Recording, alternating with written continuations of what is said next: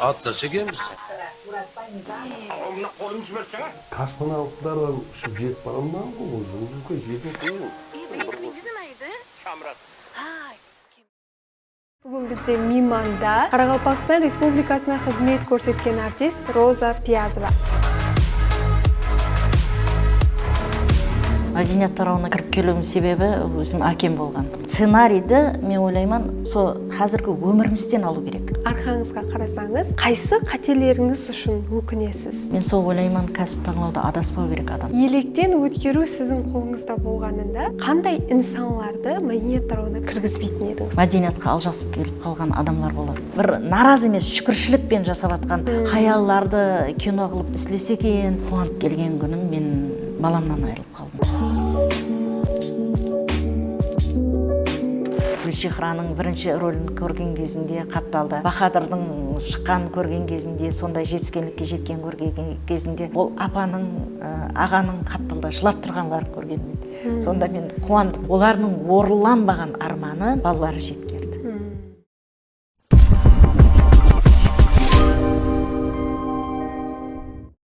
Ассалаумағалейкум баршаге, кино подкаст жойбарының нөбеттегі сандамыз. Бүгін бізде мейманда Қарақалпақстан Республикасына қызмет көрсеткен артист Роза Пиязова. Ассалаумағалейкум. Хош келіпсіз. Ассалаумағалейкум. Роза апа, қалай? Денсаулықтарыңыз жақсы ма? Жұмыслар қалай болып жатырды? Қазіргі уақытта демалыстасыз, иә? Мархамат, телетамаша көйлемізбен сәлемдесіп алсаңыз болады. Ассалаумағалейкум. Рахмет, мен шақырғаныңызға. Көретұғын едім бұны, себебі Кеулім жайдың шыққанын көрдім, Өмірбай ағаның шыққанын көрдім, Базарбай ағаның шыққанын көрдім, передачаны Адым ағам. Ойлап отыратұғын едім, Арман Барақовтың шыққанын көрдім. Жақсы нәрсе істепті жасылары, киностудия деп. Не бүгін өзім келіп отырмын мейманға. Жүдә жақсы. Қарақалпақ фильм киностудиясы тарапынан жаратылған бұл жой бар. Бүгін сіз мейманымыз боласыз. Әлбетте сіз үшін арнаулы сұраулар да бар. Онан алдын сізбенен келің. Телетамаша көйлеріміз үшін айрықша бір танысып алсақ. Олыма осы мәдениет тарауына, киноға, театрға қалай кіріп келгенсіз? Актриса болу ойы, ниеті қалай пайда болған сізде? Немесе кім себепші болған? Мәдениет тарауына кіріп келуім себебі өзім әкем болған. Себебі біздер искусство шаңырағында тәрбие алғанбыз. Әкем менің Өзбекстан қызмет көрсеткен, Қарақалпақстан халық артисі Зинел Пиязов. Кішкенелігімнен міне өзіміздің қазіргі істеп атқан театрым болса, Жас тамаша көйлер театры. Мен кішкене кезімнен 3-4 жас кезімнен әкемнің ізінен қалмайтын едім. Жұмысқа сол жерге баратын елі есімде.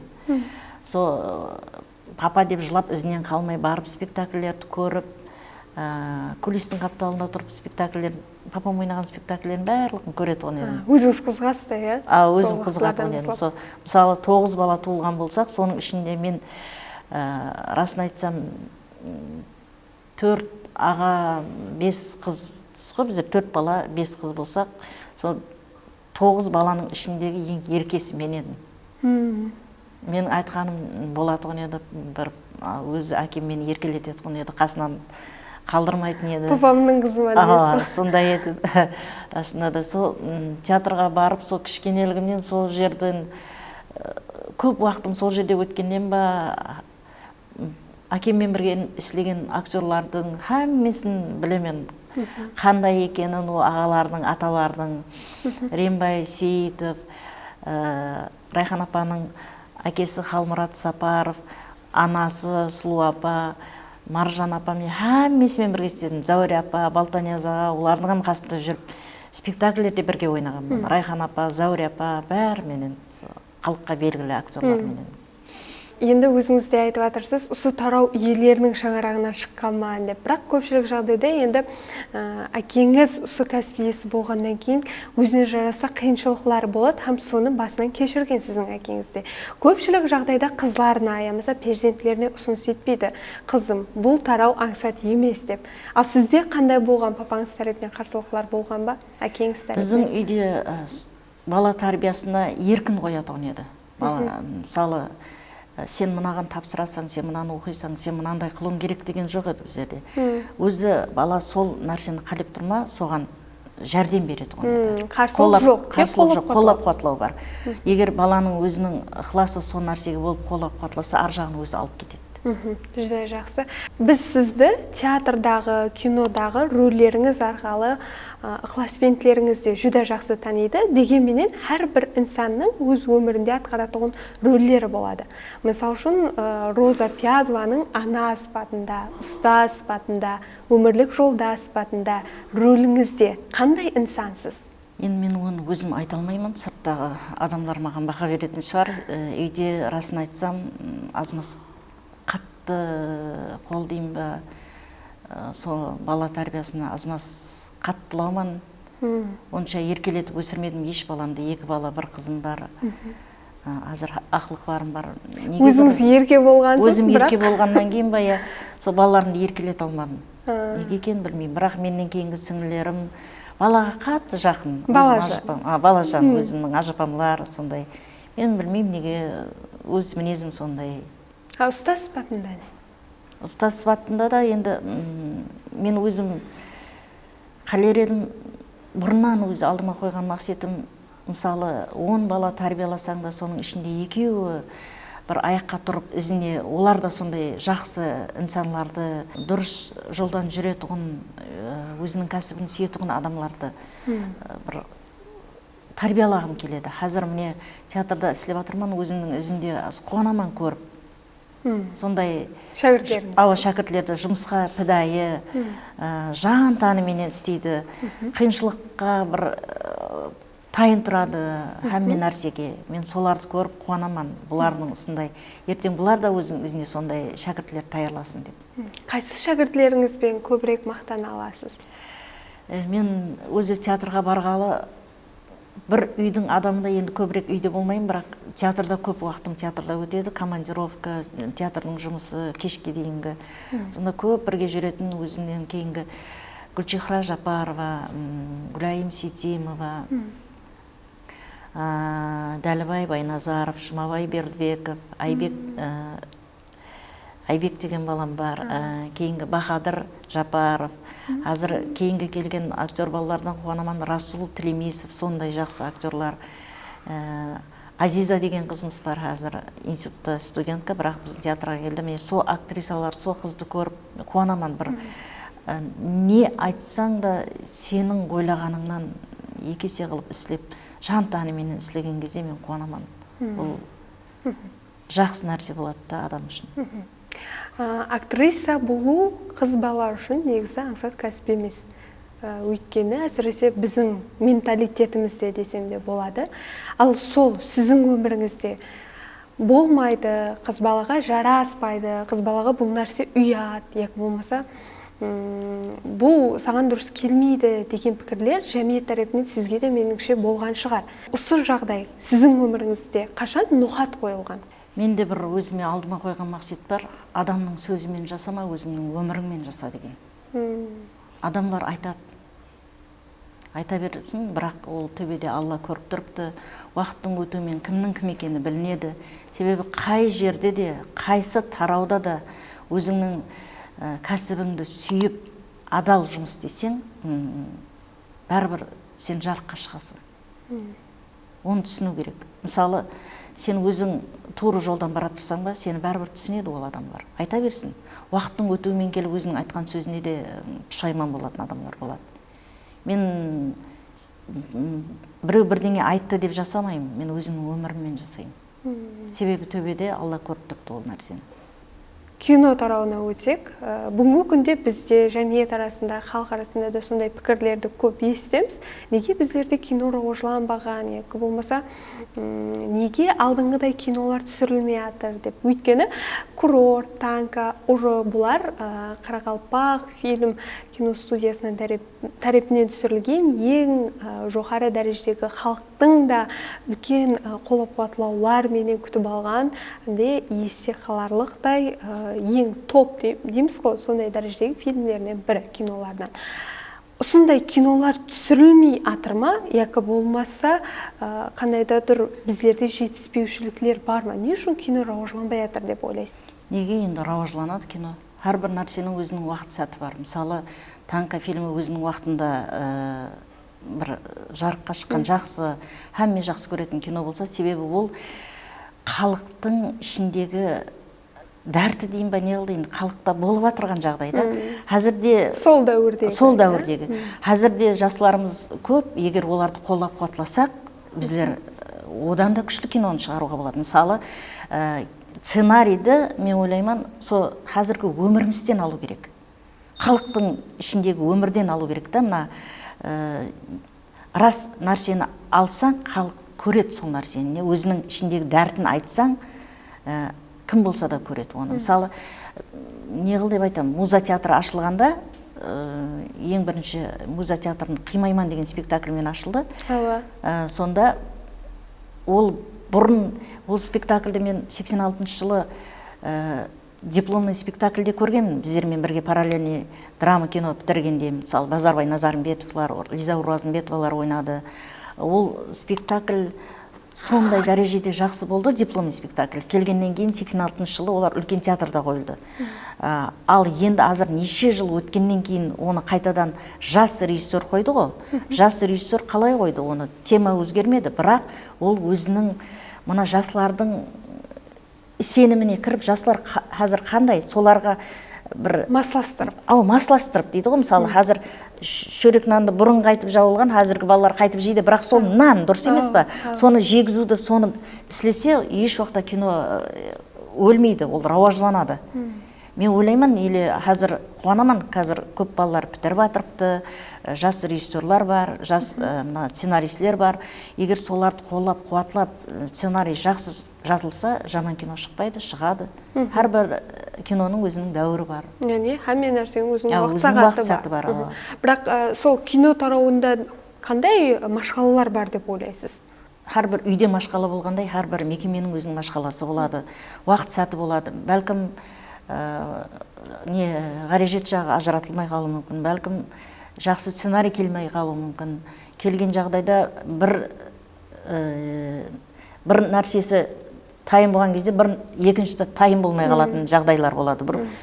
Қаяқтан білеміз деді, алдымызда еле бұл киностудияның дүния жүзіне белгілі кино шығаруға мүмкін, оны азыр айта алмаймыз. Хақиқатында да дұрыс айтасыз, өйткені қазіргі уақытта да Қарақалпақ фильм киностудиясы тарапынан да Ажнияз көркем публицистикалық фильмі түсірілді, һәмде режиде де басқа фильмдер түсірілу де алдында бар. Ал енді сіздің дөретушілігіңізге қайтсақ, сіз һәм кино, һәм театрда актрисасыз. Сіз үшін, сіздің талантыңыз үшін қайсы бірі қолайлырақ сізге? Қайсында өзіңіздің қырларыңызды жақсырақ көре аласыз?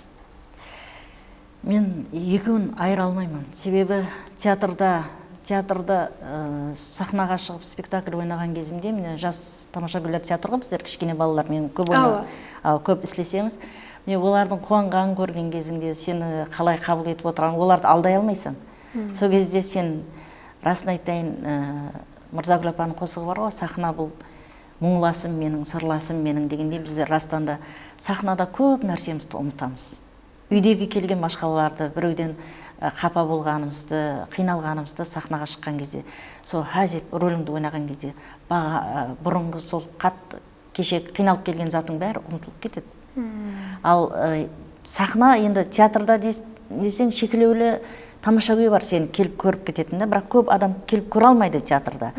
Ал бірақ кино сені һәмме жерге танытады. Себебі киноны, экранды көп көреді адамдар, һәмме жер көреді. Мысалы, Танка фильмі дегенде, мысалы, жақсы фильм болып шықты ғой, соны Өзбекстанға барған сайын, Қарақалпақтан біз деген кезде сразу бірден сұрайды да, сол Танка фильміңіз сондай жақсы шыққан, сондай деп айтады. Соған қарасаң, Өзбекстанның шетіндегі һәмме жердегі нелер көргенде, ал егер сол театрда болғанда олар көре алмайды оны. Әттегі ауылдың шетіндегі балалар театрды кеп көре алмайды. Біздер енді командировка шыққан кезде барып апарып көрсетеміз оны, бірақ сонда да театрдағы 100%-ның 50% жоқ болып кетеді. Декорация, свет деген нәрселеріне. Сонда да біздер соны апарып балаларға кітті бір нәрсе көрсін деп апарамыз сол районларға. Кино бұл қайсы актер болсын, соны танытады халыққа экраннан.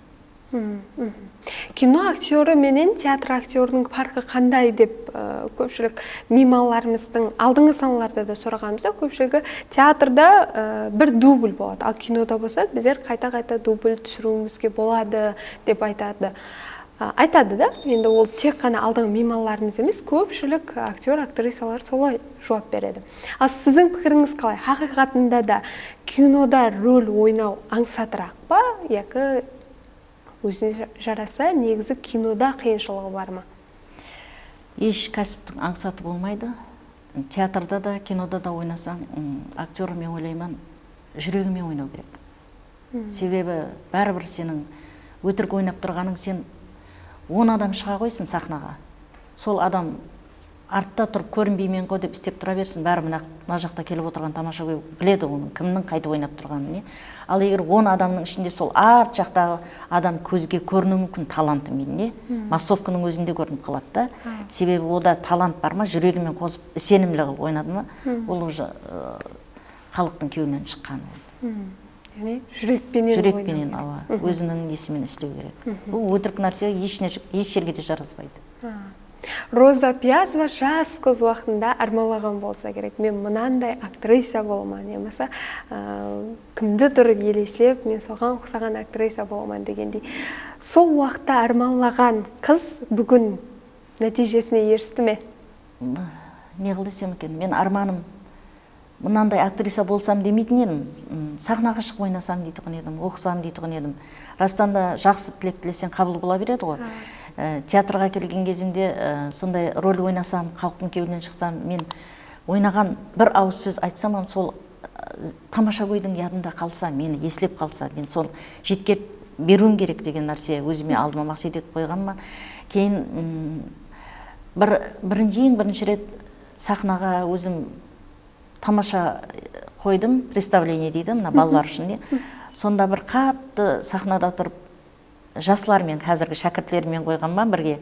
Сонда жаңағы қойған кезде сахнада тұрып ойнаған кезімде айтқанымда, осы тамашаны Қарақалпақстанның барлық районларына, мектеплеріне апарып қойсақ, бұл тамаша сахнадан түспес екен, халықтың кеуінен шықса екен деп, расында да елеге шекем жүріп тұрды. Расында да сол.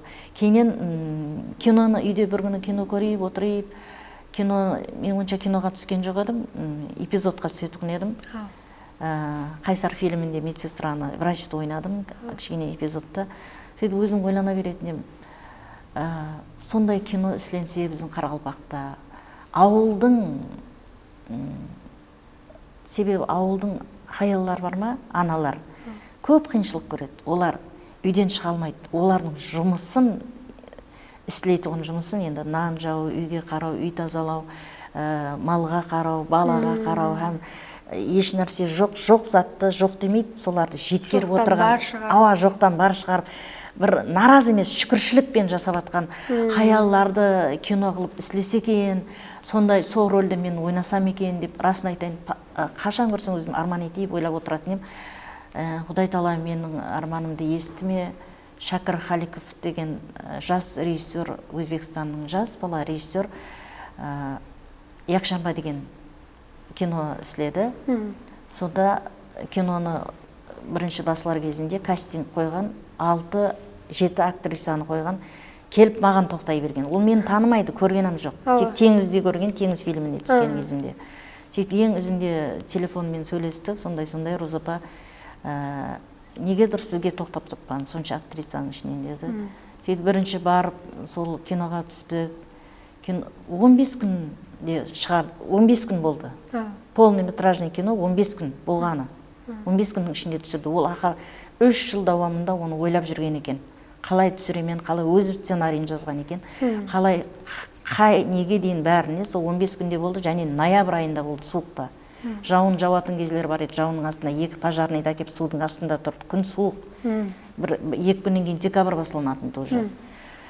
сондай сол киноға түстім. Содан кейін оған шейін мен режиссермен сөйлеспедім, тек айтқанларын қылып, былай десе сценарийді оқып, партнеріммен не қылып. Съемка тамам болғаннан кейін Роза апа, рахмет, сізбен жақсы тілестім деді. Сонда айтқаным бар еді. Кино, сондай кино болсыншы, дүния жүзін, Өзбекстанды танытсын. Сондай жақсы кино болып шықсын деп ем. Расында да қазір сол кино ең бірінші рет Қытайда алтын кубокты алған фестивалда, Қырғызстанда гран-приді алған, Францияда лучший режиссерді алған, Түркияда алды, Арабта алды, Индияға бір-екі рет фестивалға барып қайтты. Өзбекстанның ішіндегі фестивалда ондан да бірінші орынды алған. Бір күні үйде отырсам, кеште сол Самарқанда фестивал болып жатыр еді, кинофестивал. Мен оны білмеймін, ол фильмнің қойылғанын. Кеште телевизор көріп отырсам, сағат 10:30 кезінде телефон шыңғырлап қалды. Қарасам, жеңіс звонок кетіп тұрыпты. Роза апа, поздравляю. Ау немен? Мына жақта мені бәрі құттықтап поздравить етіп жатырыпты. Неуе десем, жаңа кино фестивал болып еді, мен соған қосық айтуға келіп едім, бәрі мені поздравить етіп жатыр. Рахмет деп қойдым да, кейін түсінбедім деді. Сөйтіп, немен деп сұрадым біреуден деді. Сіздің апаңыздың ойнаған киносы лучший фильмді алды ғой деген ғой. Сіз киноға қашан түстіңіз деп жүрді. Мен енді оны ешкімге айтқан жоқ едім да, растанда. Сөйтіп, рахмет деп атпан, оны білмейтін еді ешкім растанда. Сол кино елге жекем Вьетнамға барды, қазір Алматыда, жан жаққа барып атырыпты, мен қуанамын соған. Ниеттің арқасында дейін. Өзі адам жақсы ниет ету керек дейді ғой, жақсы ниет етсең, сол әммен нәрсе орылана береді. Үлкен театрды Ынжықтың мұхаббаты деген спектакль болды, фестивалға барды. Сол кезде біздер Куклин театрмен бардық. Мен ол кезде Куклин театрда істейтін едім. Қуыршақ театрында 12 жыл істедім ол жерде. Одан кейін Тюзға өттім. Сонда Қуыршақ театрымен біздер фестивалға бардық. Үлкен театр Ынжықтың мұхаббатымен барды. Сөйтіп қапталда қарап тұрсам, бұрын мен ойлай беретін, сол үлкен театрның актерларымен бір сахнада ойнасам.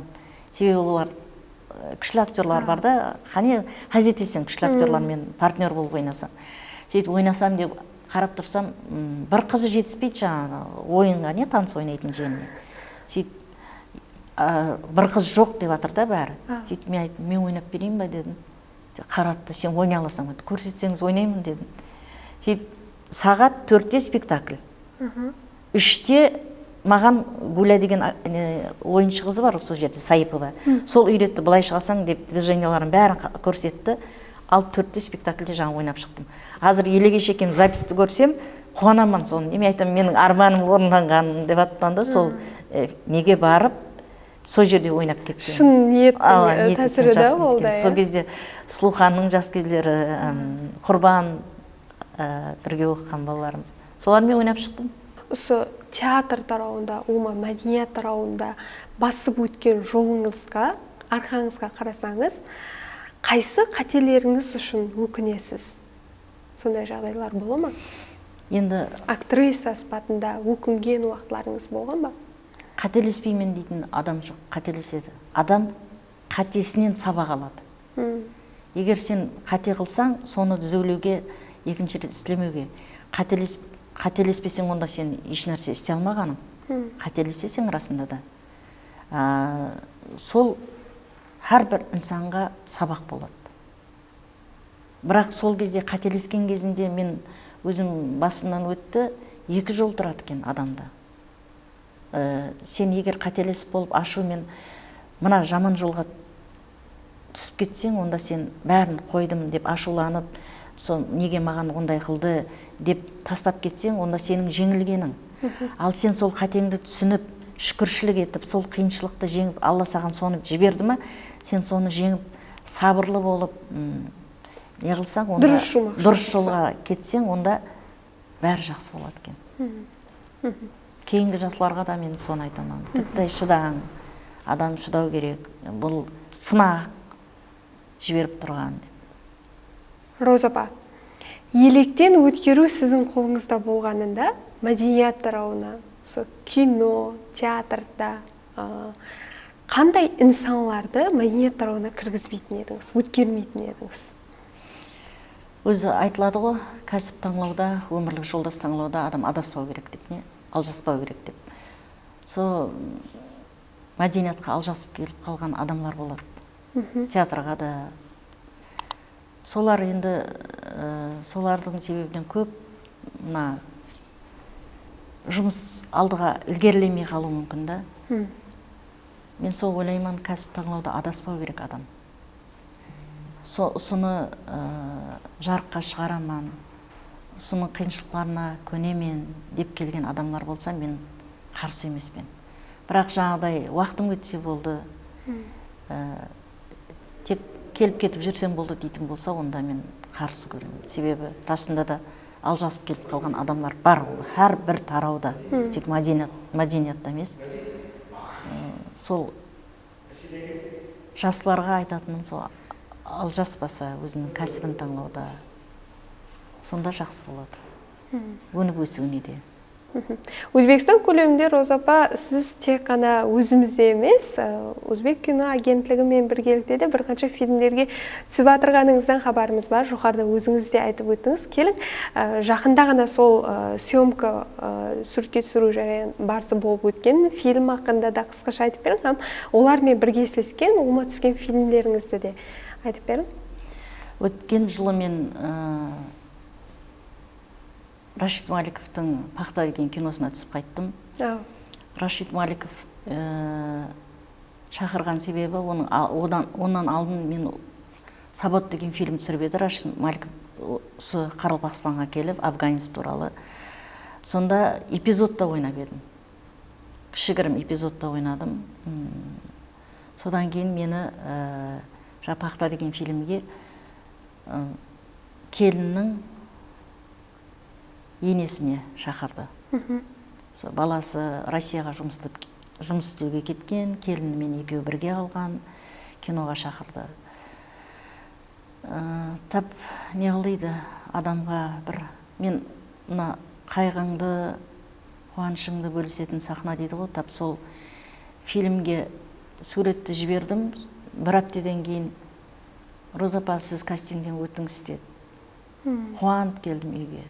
Бірақ сол қуанып келген күні қуаныш пен қайғы араласып жүреді дегендей, қуанып келген күнім мен баламнан айырылып қалдым. 31 жасар. Кейін олар соны естігенде, енді бұл актриса отказ етеді, фильмді не қыламыз деп қатты қиналған. Енді түсінемін, себебі әрбір режиссер оған қанша ай таярланады, оны қанша сценарийі, жаңағы съемкаға түсіретін орынларды даярлайды. Олар маған сеніп отырып еді. Кейін звонок кетті. Звонок кеткеннен кейін мен айттым, ойнаймын, барып түсіп беремін. Аз-маз болса да өзіме келіп алайын дедім. Себебі расында да сахнада адамға айта алмаған нәрселеріңді сахнада мен көбінесе сонымен ұмытамын, рөл ойнап. Киноға барып түсіп қайттым. Кейін одан кейін кеше жақында Дилбар Исупова деген режиссер қызымыз. Ол да алдын Роза апа суретіңізді жібердім деп еді. Оған жіберсем, кастингтен арасында бір 3-4 актрисаның арасынан маған келіп тоқтаған. Намаз Шамгүл деген комедия екен. Онда да бабушкасы кемпір апасын ойнап қайттым. Кеше бір апта болды съемка, соған барып түсіп қайттым. Түркияға кинофестивалға бардық та біздер. Жаңағы Якшамба фильмімен. Сонда киноны көріп болғаннан кейін тамаша көймен не болады? Сәубет болады. Сонда көбісі келіп, бір қыз келіп, құшақлап жылап атыр да мені. Сізді көріп дейді кинода өзімнің кемпір апам есіме түсті дейді. Тап осындай өмір болып еді біздің үйде дейді. Кемпір апам мен атамда дейді. Соларды қатты сағындым дейді. Көріп, қиналып жылап жатыр. Көп барған жерлерде сондай нәрселерді көрдік та біздер кинодан кейін сәубетте. Өзінің апасы елестетіп кетеді. Кемпір апасы. Ол негізі көпшілік телетамаша көйдің несінде өтеді. Сондай бір рөл ойналып жатырса, ямаса кімніңдір образы сондай келтірілсе, әсіресе сол жақын инсаны болса, расынан еріксіз көзіне жас келеді да. Өзіңізге көбірек қайсы жанрдағы фильмдер, кинолар ұнайды? Рөллер десем де болады. Комедиялық, ямаса трагедия? Мен еш комедия, трагедия деп еш нәрсені айырмаймын. Себебі киноның сценарийі жақсы ма, о рөл маған түсе ме, кішігірім рөл болса да түскенім жақсы көремін. Себебі киноға түссең, ол сен тарихта қалады. Ертең сені, бұл өмірден бәріміз кетеміз. Ертең мысалы неше жылдардан кейін оны біздің кейінгі әулетлар көріп отырады. Естілейді. Бізде сондай актрисалар болған екен деп. Мысалы Қуатбай аға Абдыримовті мен қатты тәуіз ететінем. Қуатбай ағаны Қазақстанның барлық кинорежиссерлар таниды, актерлар таниды, Өзбекстанның. Себебі Қарақалпақта көп киноға түсетін Қуатбай аға еді, Абдыримов. Сондай ойланатын деймін, растанда біздің Қарақалпақтың актерлары еледе көбейсе, дүния жүзі танитын деп. Қазір міне көбейіп жатыр растанда, бар, таниды. Барған жерде мысалы кеулім жайды сұрайды менен, Коля қалай деп бәрі, Өзбекстанның бәрі не жақсы деймен. Сондай қане шыға берсін жасыларда. Осы мәдениет тұрғында әсіресе кино, театрда нелер пәлек астында қалып баратыр деп ойлайсыз? Жасыларымыз көп, талантты жасыларымыз көп. Тек қолдап қуатлау керек болып тұрды да оларды. Сондай күшті актерларым шығып жатыр, қосықшылар да шығып жатыр. Қарасаң, материалдық жақтан қысынады да олар, не расын айтайын. Енді таярлыққа қазір бар ғой, мысалы таярлану үшін пұл төлемлі. Бірақ үкіметіміз оларға көп жәрдем беріп жатыр. Сонда да ар жағына қиналады да, біреулер енді әке-шешесі қиналама, кіттай. Сол балалар әке-шешесін қолдап қуатласа, олар шығады жарыққа. Расында да көп деп қарасаң, азық фестиваларға қатынасып жатқан қосықшылар нелер кеше көріп қуанып жатқан танымаймыз, бірақ бар, дауыс бар. Дауыс бар, талант бар.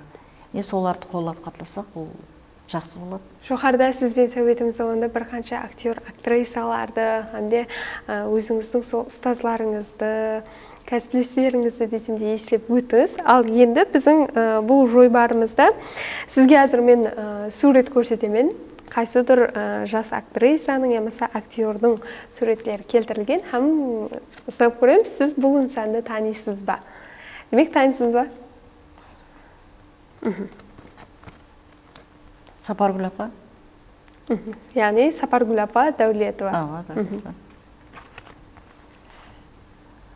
Сырға апа?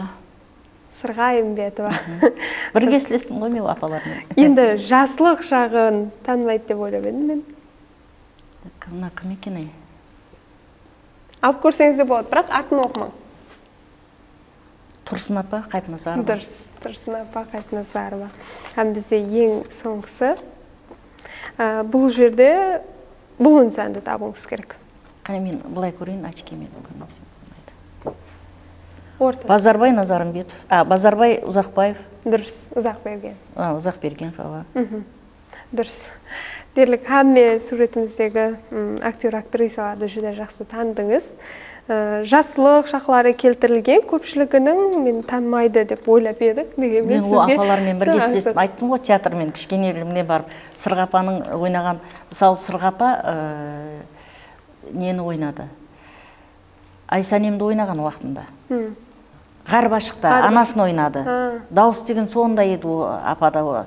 Менің ажыпаммен бірге оқыды. Ажыпам Шариярның қарындасын ойнады. Шарияр деппін ғой. Ғарбашықтың. Олардың бәрін көргенмен мен театрдан шықпай тұғын едім. Сапаргүл Әуезова апар бар еді, күшлі актриса. Сонымен бірге 77-78 жылы Нәжмәдинаға Аңсатбаев мені Ай тұтылған түнде спектакліне Есмұрза рөліне шақырды. Райхан апа Сапарова, Мәмбетбай аға Садыков, Бегебай аға Алланяз ойнады. Зәуре апа, Нәжмәдин ағаң өзінің хаялы, атын айта алмайым себебі енемнің атындай. сол актерлардың хаммесімен бірге сахнада ойнағанмын. Кішкенелігімде ойнағанмын. Жақсы. Демек, бұл рубрика сіз үшін ешқандай қиыншылық тудырмайды негізінде, қайсы актер, актрисаның жасылық шағын көрсетсек те. Бүгінгі сәубетіміз сізбенен жоғары дәрежеде болып өтті. Сіздің де жасылық шақтарыңызды бір еслеп алдық, үйретушілігіңізді. Келің енді жас актриса қызларға десем болады. Өзіңіздің айтар ұстаз батында аналық болса да масағатлеріңізді айтып өтсеңіз. Актрисаларға не қылдым? Кәсібін сүю керек. Әмме қиыншылыққа тайын тұру керек. Себебі искусствоның расында да жұмысы қиын. Себебі үй менен жұмысты бірдей қылып алып бармасаң, себебі бала үйдің үйдегі ауқат пісіру бәрін тайырлап кетесен, балаға қарайсаң, оны апару керек. Одан жұмыстан кешіп қалмау керек, рөліңді ойнауың керек. Әмме нәрсеге егер жасылайынан сол нәрсеге көніп, тастап кетпей қиыншылыққа тайын тұрса, онда олар жарыққа шығады. Себебі не азырғы көрсеткен апалардың әммесі сол қиыншылықты басына өткеріп, Қарақалпақстанға белгілі актрисалар. Дұрыс, хақиқатында да. Дегенменен, айрым себеплерге көре, бұл кәсіпті тәрк етушілер, уаз кешуге тура келеді, ол жағдайларда болып қалады. Әсіресе жас талантлы актриса қызлар көпшілік жағдайда біздердің менталитетімізде десем де болады, тұрмысқа шыққаннан кейін өмірлік жолдасының, емесі сол үйінің ішінің наразылығы менен бұл кәсіпті, осы кәсіптен уаз кешіп, басқа кәсіп иесі болып кетуі мүмкін, яғни болмаса оңма шұғылданбауы мүмкін. Сіздің көзқарасыңыз қалай осы жағдайға? Енді өмірде болады растанда. Себебі сен оқыдың ба, тұрмысқа шыққаннан кейін ол жер істемейсен дейтіні болады. Бірақ төбеде Алла көріп тұрыпты. Егер ол ішінде бәрібір не қыл десем екен, арманы орланады оның. Себебі мен азы бір нәрсені айтып берейін, уақияны біздерде Алтын апа деген костюмер апамыз бар. Неше жылдан бері істейді. Қуаншаға екеуі бір семьяның адамы, ерлі зайыпты, сондай жақсы семья. Алтын апа костюмер. Қуаншаға завхозым істеді, театрдың әмме жұмысларын сондай жақсы істейді, тынық уақытында. Сол апайдың дауысын көріп бір күні мен хайран қалғанмын. Апа, сіз неге сахнада рөл ойнамадыңыз, сондай дауыспенен десем, мынау іслетпеді деді. Екеуі де мәдениетті бітірген. Бірақ олардың оның арманлары орыланды. Себебі оның ұлы, қазір Қарақалпаққа белгілі Бахадыр Жапаров, қызы Гүлшихра Жапарова, театрдың ең күшті актрисалары. Солар қадем басты, театрға қадем басқан кезде рөл ойнап, Гүлшихраның бірінші рөлін көрген кезінде Қапталда, Бахадырдың шыққан көрген кезінде, сондай жетіскенлікке жеткен көрген кезінде, ол апаның, ағаның Қапталда жылап тұрғанларын көргенмен. Сонда мен қуандым. Олардың орыланбаған арманы балалары жеткерді.